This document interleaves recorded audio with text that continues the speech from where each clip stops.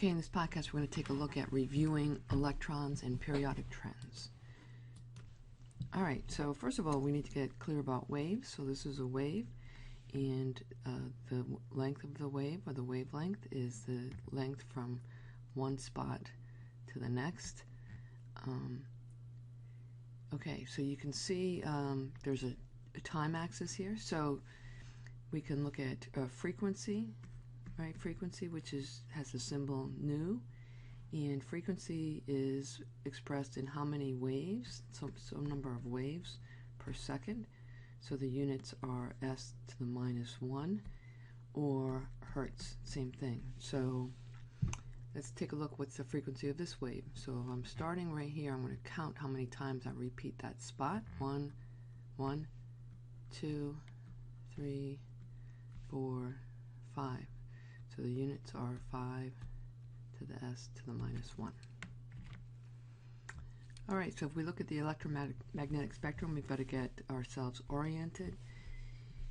So we have everything from really big waves that are very low in energy, radio waves, all the way to things that come out of nuclear reactors that are very, very high energy waves that can do serious harm. And then we have all these in between. It's important that you recognize that gammas are small waves, very high energy, and that you are familiar with this region here. In particular, visible light, the only light that we can see, that's why it's called visible, is between 400 nanometers, which is 1 × 10 to the -9 meters. So it's between 400 nanometers to about 700 nanometers. Okay? And that, if you think about a red flame and a blue flame, the red flame is not as hot as the blue.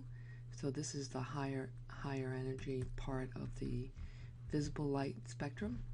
And this is violet. So ultraviolet is next to violet, so it's higher in energy than the visible light. And on this red side we have infrared, which is a little bit lower in energy. So you're often asked to compare or to say which part of the spectrum things come from, and having those in your head helps. Okay, so based on the position, what would you expect to be more damaging? And the answer here is X-rays, because it's got a higher energy, shorter wavelength. This question always gets students, which travels faster, visible light or X-rays? And the answer is all light moves at the same speed. And that speed is called the speed of light, and it's on your equation sheet, and it's 3 × 10 to the 8th meters per second. Alright, so let's say we're asked to calculate the energy of 1 photon of yellow light with a wavelength of 589 nanometers. If I look at my equation sheet, I have 2 equations, E equals h nu, and C equals lambda nu. So C is the speed of light. They list more sig figs here. 2.998 × 10 to the 8th meters per second. Lambda is the wavelength. And notice that this is in meters per second. And a lot of the problems that we have, including this one, is in nanometers. So I've got a unit issue there I've got to deal with. And this is frequency, which is, again, 1 over s, or hertz. Okay, so if I wanted to know the energy of 1 photon of light, here's my equation for energy. And I don't see wavelength in there, I see h nu, right? So the energy, I have to first find, before I can do that, I have to find what this is. This is Planck's constant, and it's here on the equation sheet. So if I want to know what the wavelength is, I want to know what frequency is, I can rearrange this equation to C over lambda. But if I do that, this is 3 × 10 to the 8th meters over seconds over my wavelength. This is 589 nanometers, so that's going to be 589, I just say, times 10 to the -8 meters. and then the meter units will cancel. And then if I wanted to know what the energy is, I take that answer, and that's going to equal Planck's constant, which is 6.626 times 10 to the negative 34 joules per second, times whatever this is in the answer to this will be in seconds. Right, that's the frequency, and that will give me my answer, and my answer here will be in joules. All right, so you might get asked questions about what causes these little thin lines when you look at an emission spectrum. I know all of you have looked through spectral tubes where we have a gas of an element in here, and we shine bright light at it, energize it, and it includes something that's like a diffraction grating, and we see these thin little colored lines. This is what Bohr was trying to explain, and his explanation, which we sort of still believe, is that what caused these thin little lines is if I have, let's say, an electron that's here, and there's light or energy that comes in. It comes in with a specific wavelength, causes the electron to jump to a higher energy level, and what actually causes light, colored light, to be emitted, these lines to be emitted, is that when it returns, the electron is only energized for a fraction of a second. It immediately comes back to its ground state. This is the excited state, and when it does that, this energy has to go somewhere, and it gets released as colored light, and the wavelength coming in is equal to the wavelength coming out. Okay, and we see that as colored light. There's also the model we believe today is called the quantum mechanical model, and you can consider it to be a probability model, and it's based on some complicated math that was put together by Schrodinger and based on Heisenberg's uncertainty principle. But it says that you can plot where you are likely to find an electron. If you look at this, we call it the cloud model because it looks like a cloud, and the concentration of the dots represents the probability of where you can find an electron. Okay, so if you think about what Bohr said, I can find an electron here and an electron here. They have to be these discrete energy levels that represent the frequency of the incoming light. And what Schrodinger or the quantum model says is you are most likely to find an electron here, but you can also find one out here. It's just less likely. And it says you can never know exactly where an electron is at any given time. Okay. This says, let's describe the shape of an S and a P. So an S orbital is spherical. A P orbital, I like to draw it like a figure eight. Some people call it a dumbbell. Okay, you don't need to know the shapes of the D's or the F's. So on any given, first of all, how many electrons can be in any one orbital? So an orbital, if you remember doing orbital notations, this is an orbital. Okay, if I was doing the second energy level, it would be 2s, 2 electrons, opposite spin, and then if I have my 2p, I have a 2p, and I can think about that as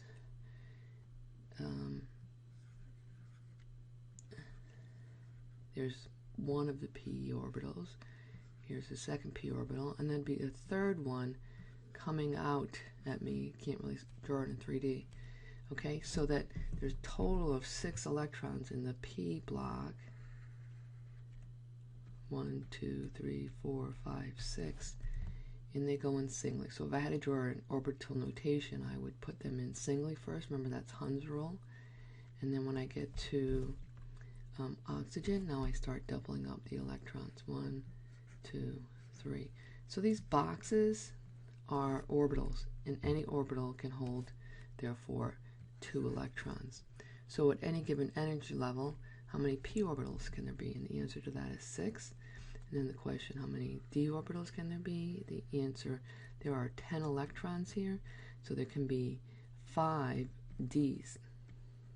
These are p's. There are 6 p electrons, so there can be 3 p orbitals. There are 2 s electrons, so there can be 1 s orbital.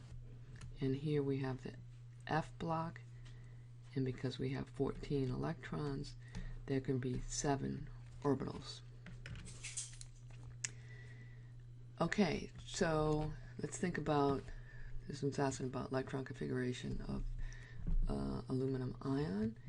So if I can do a shortcut here. I can say that aluminum is the same thing as this noble gas, which is neon,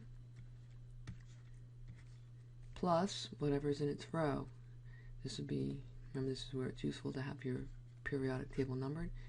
3s2, 3p1. Okay, so that is the electron configuration for aluminum. But aluminum, because it has 3 valence electrons, it's most likely to lose those. So it is most common ion electron configuration is an aluminum 3+, and that is its electron configuration. Okay. All right, if we say, so electron configuration of the K+ ion, so K+ is going to be right here. So K+ is going to be the same electron configuration as argon. And what you'll see is, if you're talking about electron configuration of the most common ion for a main group element, it's always going to be a noble gas. So if I had chlorine, for instance, its most common ion is going to be that of argon.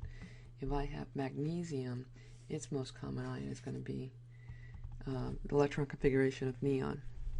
Okay, so if we say 2 ions are isoelectronic, what does that mean? And the answer is, what that means is that they have the same electron configuration. So let's take a look. So this is the aluminum configuration we said right here, correct? But I could also have, if I had magnesium 2+, that is also the same as neon.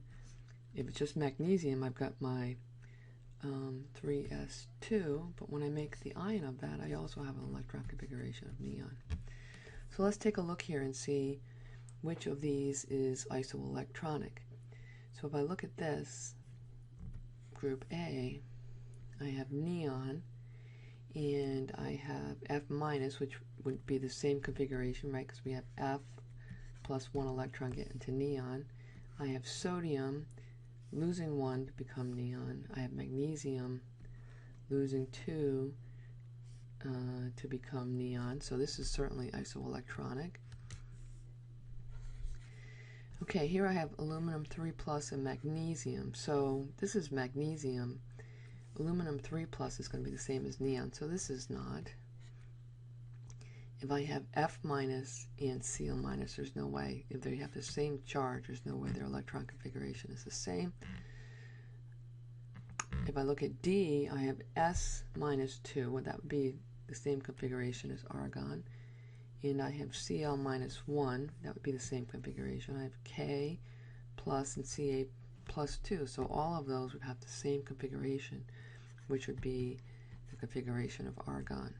Okay, I can't have the same element with different charges, so that's not going to be isoelectronic. And this has all the same, has all the noble gases, and they will not have the same electron configuration. Okay, so things that are diamagnetic and paramagnetic. Paramagnetic simply means that they have a lone or unpaired electron. Okay, so if you look at the orbital notation for, let's say, carbon, it is 1s2, 2s2, 2p2. So the 2p has an electron there, an electron there, and those are both unpaired. So that would be a paramagnetic. diamagnetic, they are all paired. All electrons are paired. So what causes solutions of ionic compound to be colored? They need to be paramagnetic, and they have to be in the D block. Okay. Let's go back for a second, look at the periodic table. If we look at this, and we look at the D block, and you think about what you have in the D block, you have 5 orbitals. And this is scandium, titanium, vanadium, chromium, manganese. Certainly all of those are paramagnetic, right? Because they have lone electrons. Even when I get to iron, I still have 4 paramagnetic, 4 unpaired electrons, cobalt, nickel, copper. And it's not until I get to zinc that I become a diamagnetic. So all of these are paramagnetic, and then the zinc becomes diamagnetic.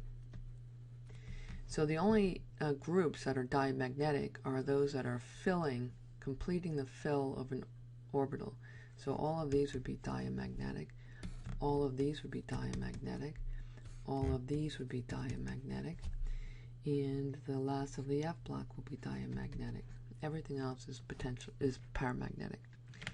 And the only thing that causes D blocks, that causes color with elements, are D block paramagnetic elements. So any of these could be elements that produce color. So if we look at which of these is paramagnetic, all you need to do is identify how many electrons there are, and if there are an even number of electrons, because we're looking at molecules, they're going to be either lone pair or bonded pair, so everything's going to be paired. So I have 7 electrons from that, 16 plus 1, so that's going to be an even number of electrons. That'll be even, that'll be even, that'll be even. But SO2, I have 6 from S, I have 12 from the oxygen, plus 1, which means this becomes 11. So that's an uneven or an odd number of electrons, so that's going to be paramagnetic. So if I could be asked a question like this: what is the identity of the golden solution? And given these choices, I got to look at which one has an element that is D block paramagnetic, and that would be something with iron in it, because sodium is not from the D block, magnesium is not from the D block, zinc is from the D block, but it is not paramagnetic because all my electrons in my D block are paired. Now I could also have something like a dichromate, and so it doesn't have to be the metal ion, it could be part of the polyatomic. This could also produce color because it's a D block and it's paramagnetic. Alright, Coulomb's law plays a lot into our understanding of periodic trends and bonding. So Coulomb's law basically says that, if I have a positive and a negative charge, they're going to be attracted to each other, right? They're going to be pulled together. And if I had a more positive and a more negative, they would be even more attracted. So they'd be closer together, right? So Q1 and Q2 is the charge of the positive. This is the charge of the negative. Okay, so the greater the charges, the more attraction these things are going to feel. I have a greater energy of attraction. And it also says that if I have a positive and a negative and they're very close, that they are going to feel more attraction than if they are far away. And eventually you get far enough away apart that no attraction at all will be felt. Okay. Sorry, I had to close my door. My dog is chomping on his bone. Okay. So if I think about an atom, here is the nucleus and it's positively charged. And then I have electrons here and here and here. This electron is going to feel more attraction for the nucleus than it will if it's out here because this is further away. Okay, so And the greater my charge is in here, you know, from a +1 to a +3, if I had a +3 in here, and a given electron is going to feel more attraction than if this was a +1 in the nucleus. Okay, so if these are constant, the larger my radius, or the larger my distance, the less attraction. And if two particles are separated by an infinite distance, what happens to the energy of attraction? Well, it diminishes to the point where there is none. All right, so if we think about, again, the atom, we have these positive protons in here, right? And if we're thinking about what's holding this electron out here, we can think about this concept of shielding. So this, if we look at this diagram, this electron here is feeling an attraction for the nucleus because this is positive and this is negative. Now these electrons in between are not attracted to this electron. There's actually some repulsion between them. So the more electrons I have blocking the path between the nucleus, positive nucleus, and the electrons, the less attraction this negative electron is going to have for this positive nucleus. Okay, and we call that shielding. The more electrons, or the more electron shells between the valence electron, which is the outer shell, and the core electrons, the more distance between the valence electrons and the nucleus, the more shielding I have. And I get shielding from all the core electrons. So those are all the electrons that are not part of the valence shell. Okay? So the topmost electron, the diagram, are both attracted to the nucleus and repelled by other electrons. Okay? So it's both. And the core electrons are all electrons inside the valence shell. So this brings us to the whole idea of Zeph and how much attraction, what's the effective nuclear charge that this electron feels. So we talk about Zeph, which takes into account the number of positive charges in the nucleus from the proton, okay, and the fact that I have this shielding from all the core electrons. So in order to calculate Zeph, Zeph is going to be the nuclear charge, right? That's my positive charge in the nucleus, and I'm going to negate that by the electrons in the core.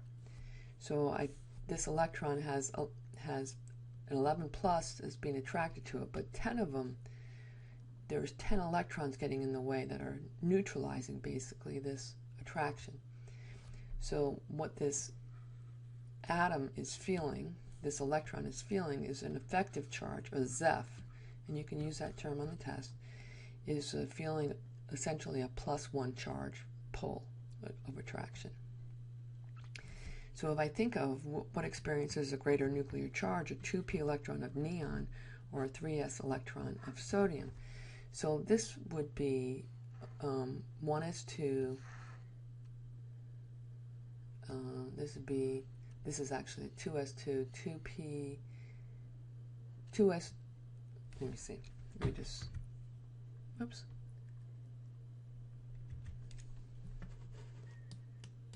I didn't mean to do that. So if I think about these, I have these 8 electrons between the sodium, 1 electron here, and the nucleus. So I have these 8 here plus 2 here. Okay, so I have 8 core electrons, okay, that are blocking the nucleus here. If I become if I am a 3s electron of sodium, I have a lot of shielding, right? So I have a Zeph of +1.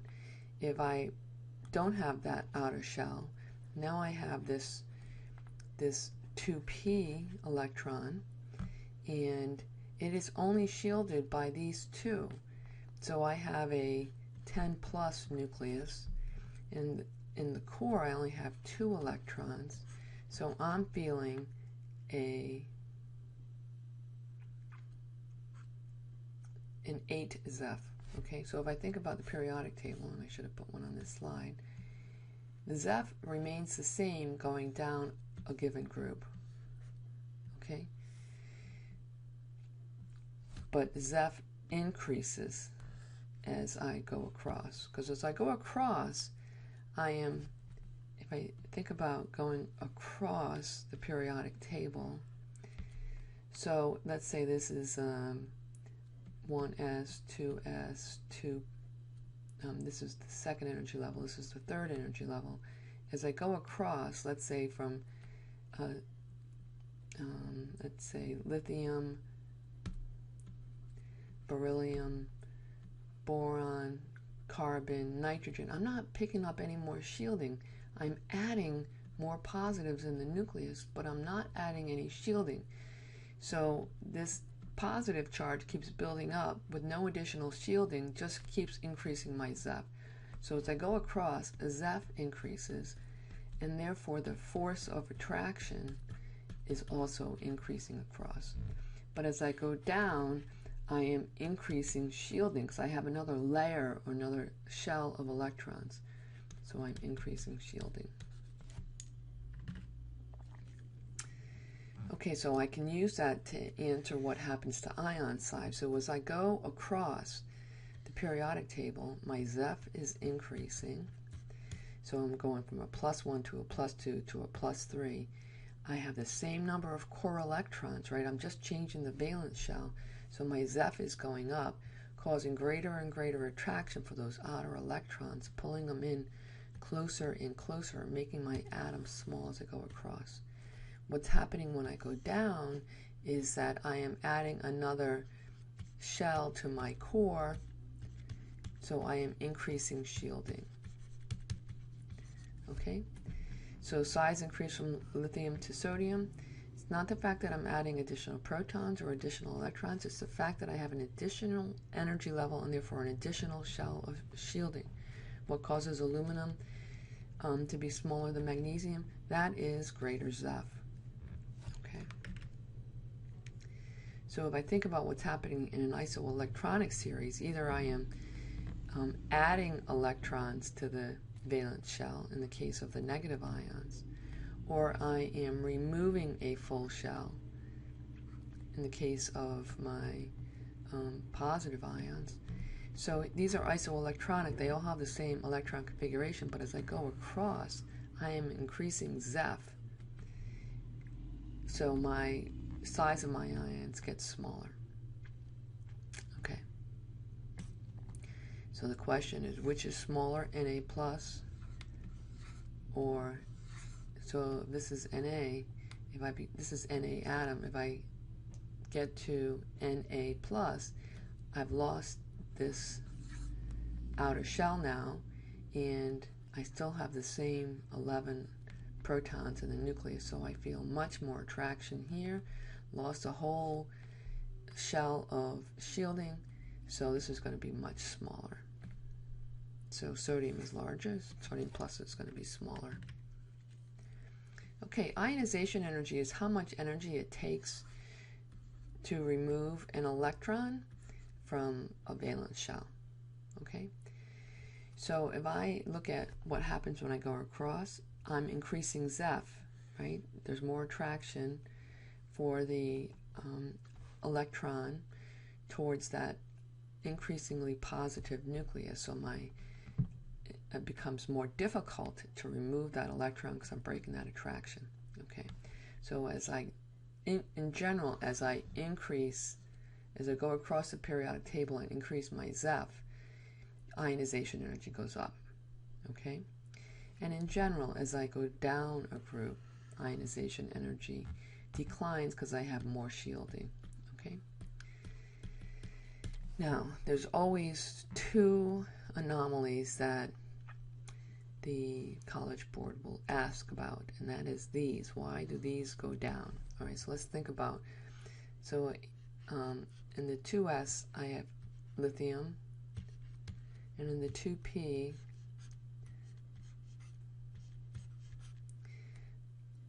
these are my 2p's, I have, that would be beryllium. I'm sorry, so this is lithium, beryllium, this is boron. So what is said is that the boron provides some shielding because of its position relative to the beryllium. Okay, because the boron is a little bit, the 2p is a little bit further away than 2s to provide some shielding. Okay, now this nitrogen oxygen difference, so let's see, so this is boron, carbon, nitrogen. Okay, they all have single electrons.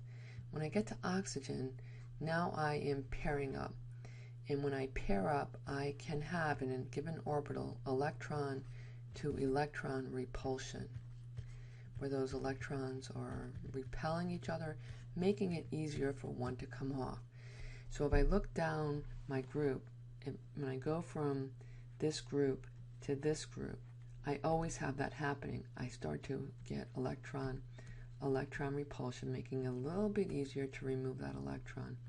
When I go from this group to this group, all the way down, when I'm comparing magnesium to aluminum, beryllium to boron, I have my 2p is a little bit further than my 2s, providing a little bit of shielding for that 2p, the first 2p electron.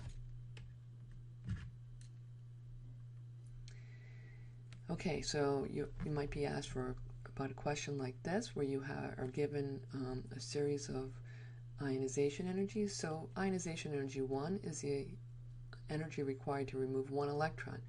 Ionization energy 2 is the energy required to remove 2 electrons.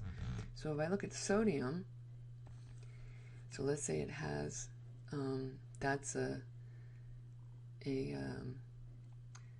3s electron, right?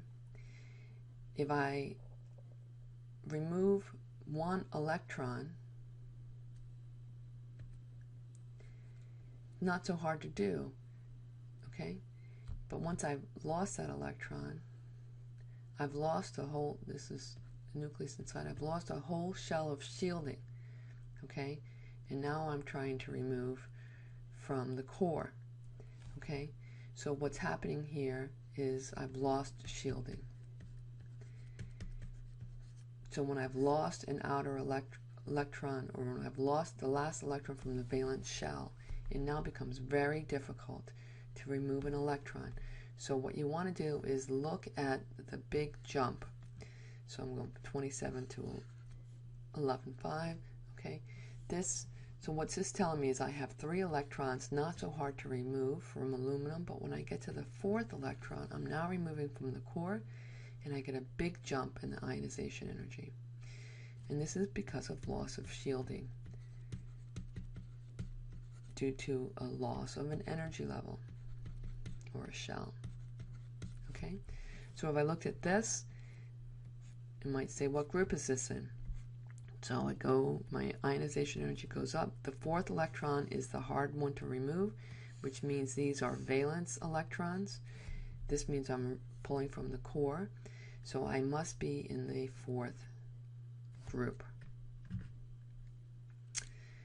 Okay, another thing that often gets students is figuring out the electron configuration of an ion, especially those in the D block. So if I have iron 2+, this is iron, electron configuration of iron. So it's the same as argon, 1, 2, 3, 4s2, and then the 3Ds go inside 1, 2, 3, 4, 5, 6. So that's the electron configuration. So the question is, what is the electron configuration when I make an ion? And even though when we're doing electron configurations we say 4s2 then 3d5, in fact when the electron comes off, it will always come off from the highest energy level, not the last electron filled. So it doesn't come off the D block. In fact, it comes off the 4s.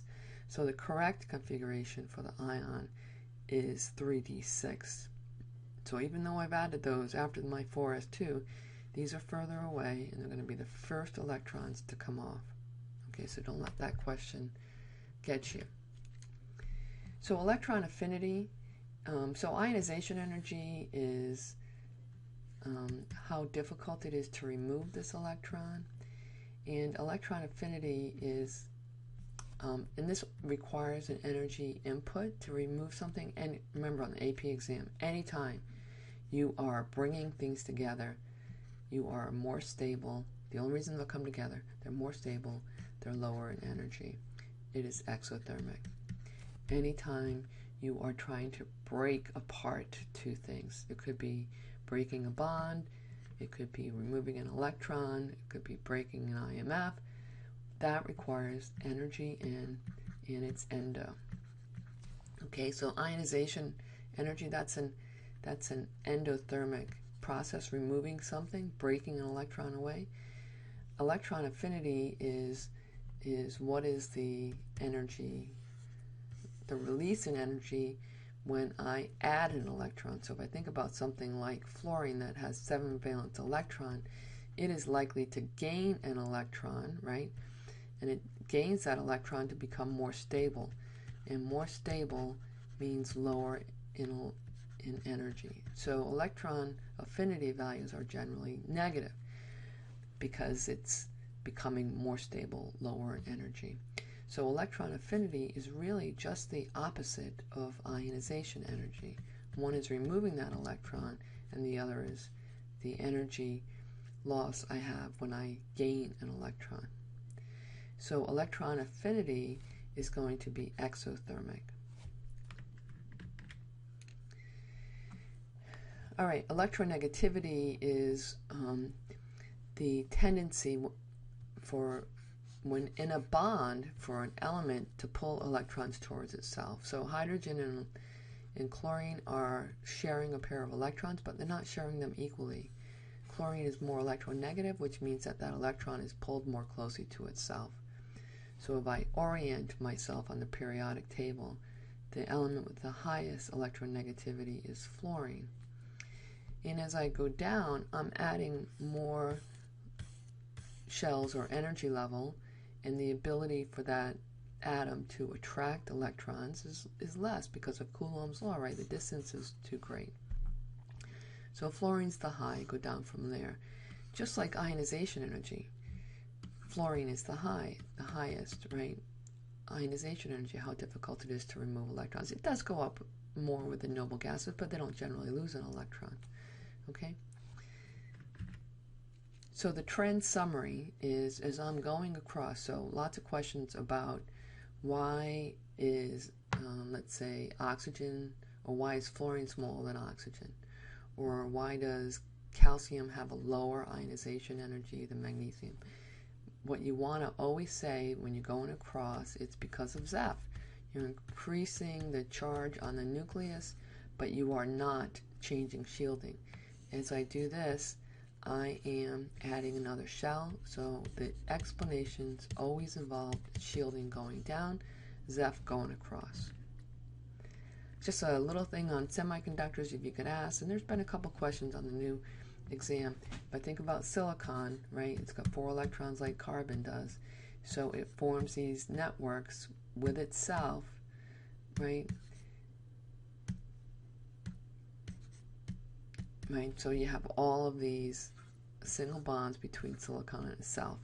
And what causes a semiconductor is either a plus semiconductor or a negative semiconductor. So boron would make this a plus semiconductor because you have boron with only 3 electrons, and what's going to happen is that it's going to cause this electron to shift, which causes another electron to shift, which causes another electron to shift. So this electron filling shifts, and that movement of that electron is what conducts electricity. And you can control the flow of electricity with how much boron you put on put in and where you put it. If I add phosphorus, so those are the two elements that are typically added. Now I have 5 electrons. I have an extra electron, so this is going to push the electron away, also causing this movement of electrons, which causes a flow. All right, let's talk a little bit about spectrophotometry. So this is using light. Photo means using light to figure stuff out. So this is spectrophotometry. So here what I have is, if you've done the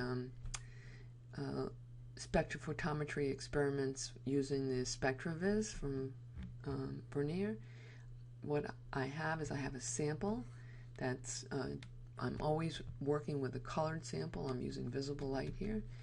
And depending on the concentration, this sample is allowed to transmit light, and the more concentrated this is, the more particles of this blue I have, the less light gets transferred. So I can use this to figure out the concentration of a sample based on how much light it transmits, and therefore how much of it gets absorbed. Okay, so Beer's law is A equals ABC. This is absorbance, which is valueless. This is the molar absorptivity constant, sometimes called the extinction constant. This is the path length, which is the size of the cuvettes we use is 1 centimeter, so it ends up making that calculation easy. And this is molarity, so this is moles per liter. So if we are measuring the absorbance of 2 different concentrations, the things that are the same are the path length and the light we put in. How much light comes out is what differs.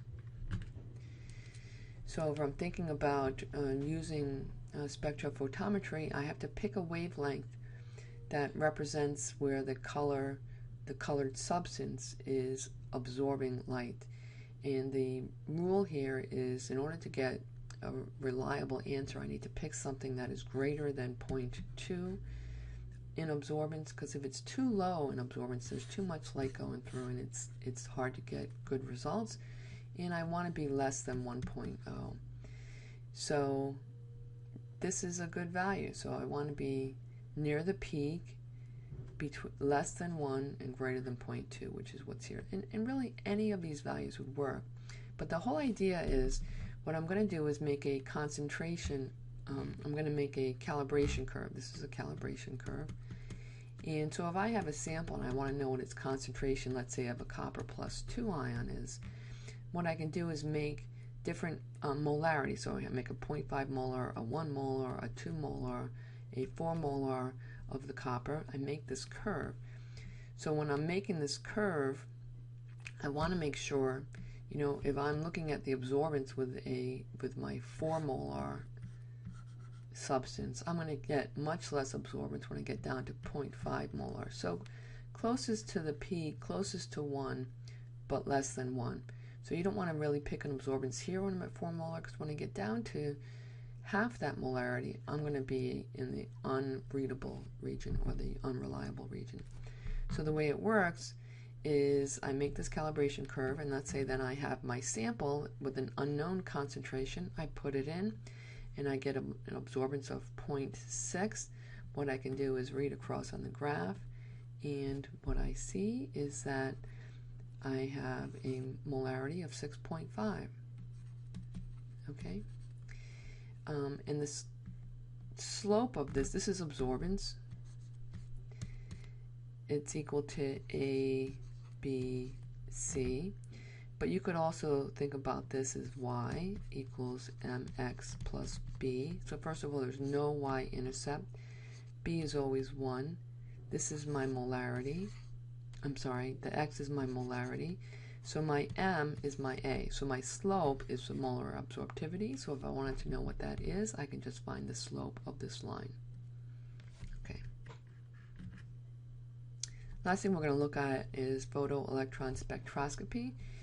And so I'll remind you that photoelectron spectroscopy is able to allow us to figure out, based on electrons, the identity of an element. And what I have here is the relative number of electrons is the height of the peak, in that I have ionization energy, how much energy it takes to remove an electron. And sometimes my lowest energy is here and I go up in energy, but in this case I'm starting with low energy here and going up. So this is the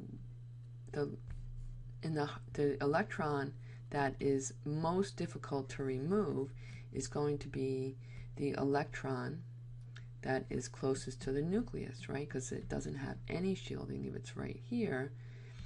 So the highest energy is going to be my 1s, and it's going to be easiest to remove an electron that's furthest away.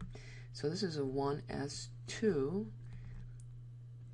If I look at this, this is a height of 2. This looks like a height of 6. So this would be my 2s2, 2p6, 3s2, 3p6, 4s2. So if this is ending at 4s2, look at the periodic table, that's going to be a calcium atom.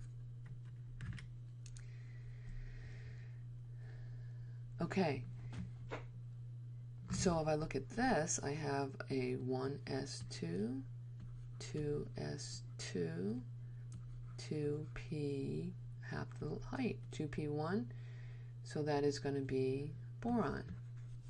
If I look at this, the highest energy is the 1s, 1s2, 2s2, 2p6, 3s2, 3p6, 4s2, so that will be calcium.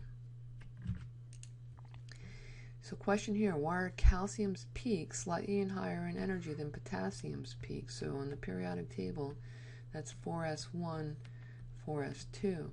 And what I have here is I have 19 protons here, and I have 20 protons here. So my Zeph is higher with my calcium. So it is going to take more energy to remove my calcium electron than it will take to, this is the calcium, right? This is high energy. It's going to take more energy because I have a higher Zeph. Okay, so all these peaks are skewed a little bit higher in energy. Okay. So this is scandium, and if I look at scandium, so this is a 1s2. Actually, it's not, because, so here's another thing you gotta look at. Sometimes you won't see a 1s2 and a 2s2. This has to be my 2p6, right? 2p6. So that would make that a 2s2. And the reason 1s2 isn't shown is because it takes so much more energy that energy is off the chart. And so they don't show the 1s2. That happens sometimes. So you got to orient yourself. The fact that this is a 6, it's got to be a p6. So this has to be 2s2. Okay. So now if I look, I have, what I should have is a 3s2 and a, this is scandium. If it's scandium, I'm going to have a 4s2 and a 3d1. Whoops. Okay. And this should be a 1. What I notice here is this is the 4s2, and this is the 3d1. And what this is confirming for us is that it is easier to remove a 4s2 than it is to remove a 3d. So reinforcing what we know, which is if I have an ion, let's say sodium, or if I have a ion that's, let's say, titanium, it is going to lose the 4s electrons before it loses the 3ds. So let's take a look. Would I expect the 4s, the photoelectron spectrum of magnesium plus 2 to be the same as neon? So if this is neon and I've got 8 valence electrons and I had magnesium, they are isoelectronic. I have the same electron configuration. But what's different is with magnesium, plus 2, I have 12 electrons in the nucleus. With neon, I only have 10 electrons. So I have a much higher ZEF, less shielding with the magnesium. So the magnesium is going to be same peaks, same size peaks because it's isoelectronic, but higher energy on each of those peaks. The other question is, would the spectrum of the isotopes, 2 isotopes of chlorine, be the same? And the answer is yes, they'd be the same, and that's because they have the same number of electrons in the same space, and they have the same number of protons. The only thing that changes is neutrons, which does not affect the attraction of the electrons to the nucleus. So we're going to stop right there.